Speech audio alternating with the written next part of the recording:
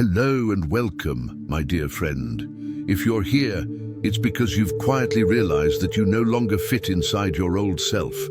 When people hear the phrase final form, they imagine wings, light, music, or something dramatic. Heaven's version is much simpler and much harder to fake. Your final form is the version of you that stops lying, with your words, with your choices, and even with your body. For years you tried on different masks. The one who never says no, the one who never needs help, the one who laughs everything off, the one who claims not to care, even when your chest was tight all night, yet you still showed up for others through every ache. But none of them fit for long. They were costumes for survival, not outfits for destiny. Now God is doing something different. He's not asking you to become someone else. He's asking you to stop pretending you're still who you used to be. That's what final form looks like in real time. You say yes, and your shoulders don't tense up. You say no, and your stomach doesn't drop in panic. You walk away from a conversation, and your jaw isn't clenched for the next 3 hours, replaying what you should have said.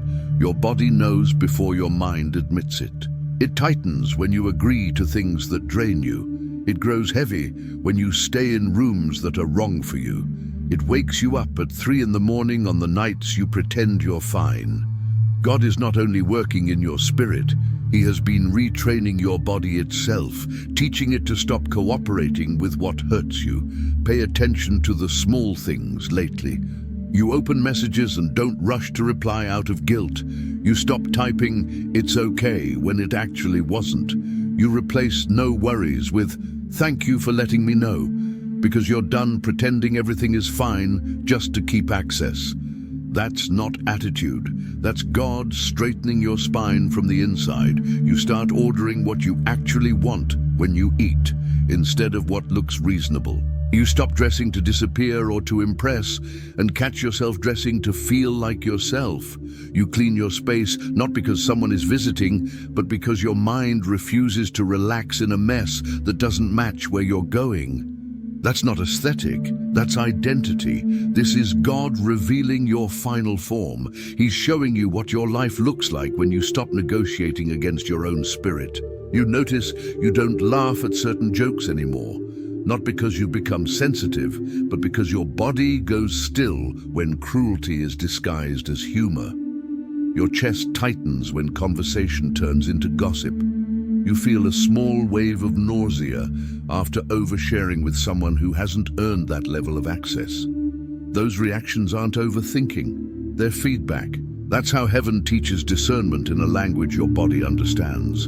You've been asking God to show you your calling. He's answering by showing you your pattern. Look at it. You're the one people come to when everything falls apart. You're the one who remembers details no one else noticed. You're the one who can walk into chaos and quietly see the next sensible step. You call it just how I am. God calls it design. Final form is when you stop treating what He gave you as random personality and start recognizing it as equipment. Look back at your history, the tension in the family before it exploded, the friend on the edge who just happened to call you that night. None of this is random. It's a pattern. Your final form isn't loud. It's accurate. God is revealing it by tightening your tolerances. You can't pretend you don't notice what you clearly see. You can't keep smiling through situations where your entire body is saying, "We're not okay here." You feel it, the internal no that arrives sooner now, earlier than before. That's not you becoming harsh. That's you refusing to betray what God wired into you. You've tried to be the easy one, the funny one, the quiet one, the strong one, but your final form is not a role. It's the same truth showing up consistently in every area of your life. Watch how God reveals it. You reread old journals and barely recognize the person who wrote them, not because they were bad, but because their standards were low. They made themselves small so others could feel comfortable. Stay comfortable. Now something in you cringes, not at them, but at the thought of going back. That cringe is holy. It means your mind and your body agree. We are not living like that again. This is about living in a way that no longer argues with what God has already shown you. You know which environments drain you. You know which habits steal your sleep. You know which people leave you feeling confused about yourself. This is the moment you stop calling all of that complicated and start calling it what it truly is, wrong for who you are now. You pause before agreeing. You don't rush in to rescue as quickly. You allow people to feel the consequences of their own choices instead of sprinting in as a shield. That isn't coldness. That's God teaching you the difference between being loving and being used. And somewhere in the middle of all this, you'll look in the mirror and realize you actually like who you're becoming. Not with arrogance, but with quiet relief. I can live like this. This is sustainable. This is honest. That's your final form coming into focus. Not wings, not halos, a life that doesn't fight itself every single day. God is not revealing a fantasy version of you.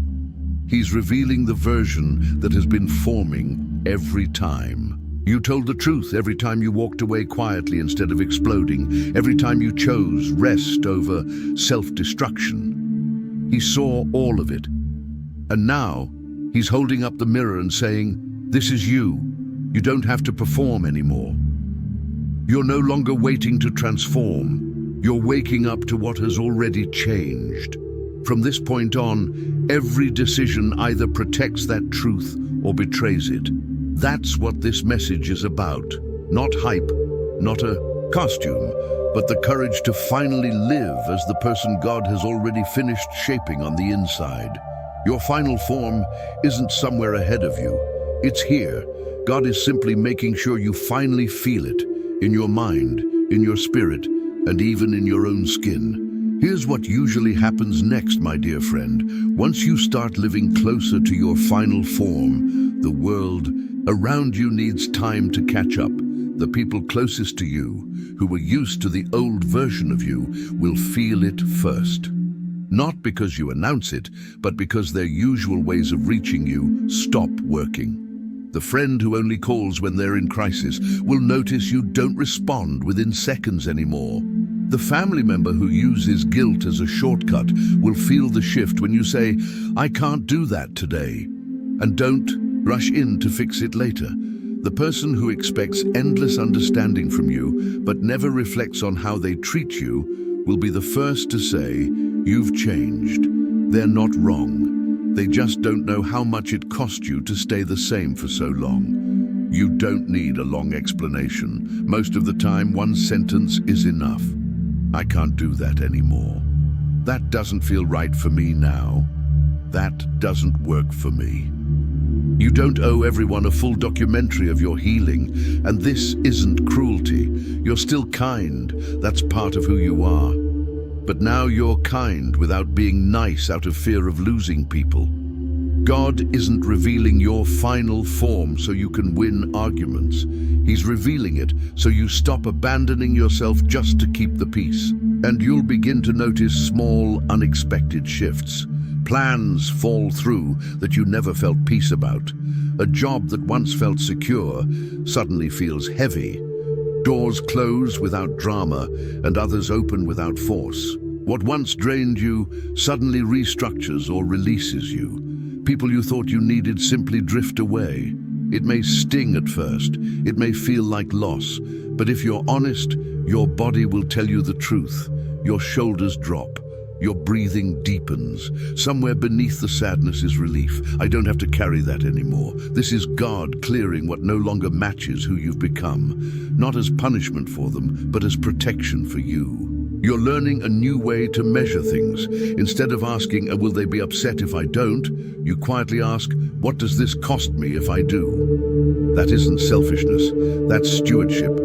God placed breath, time, and energy in your care.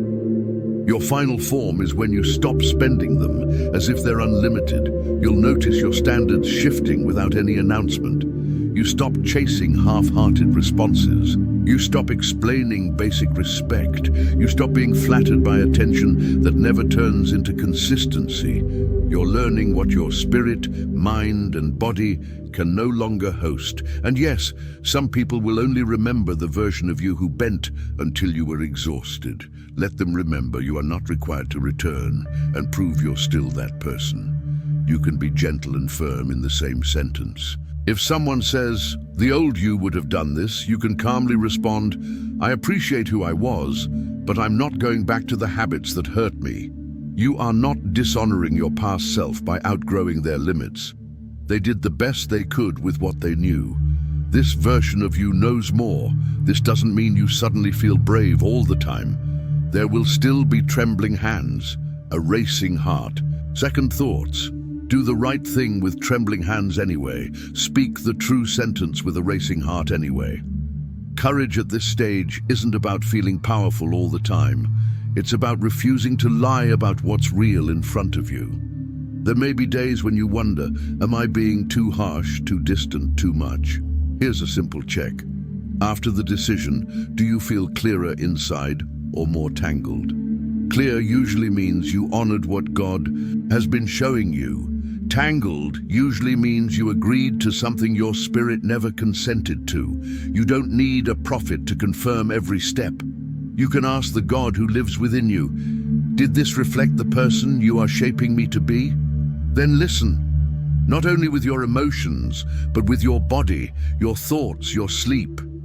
God has many ways of saying, "Yes, keep going," or "No, this isn't it." And you'll begin to notice something beautiful. You have more to give to the people truly assigned to your life. The friend who shows up for you as well. The child who feels safe in your presence. The person who respects your time and your no. Your presence lands more deeply with them because it's no longer scattered or depleted. No longer spread thin by everyone who once demanded a piece of you. This is what God has been working toward, a life where you can wake up, look at how you're living, and say it matches. What you say aligns with what you believe. What you feel in your body aligns with what you allow into your space. At last they agree. That inner agreement is holy. You don't need to post about it. You don't need to announce your boundaries in a dramatic paragraph. Just live them. Your final form is most powerful when it is quiet and consistent. As you continue walking this way, don't be surprised if people say things like, "There's something different about you," or "I can't explain it." They may not have the language for what they sense, but you do. Heaven does. God calls this you stepping into the shape he always saw, not famous, not flawless, just finally, fully you.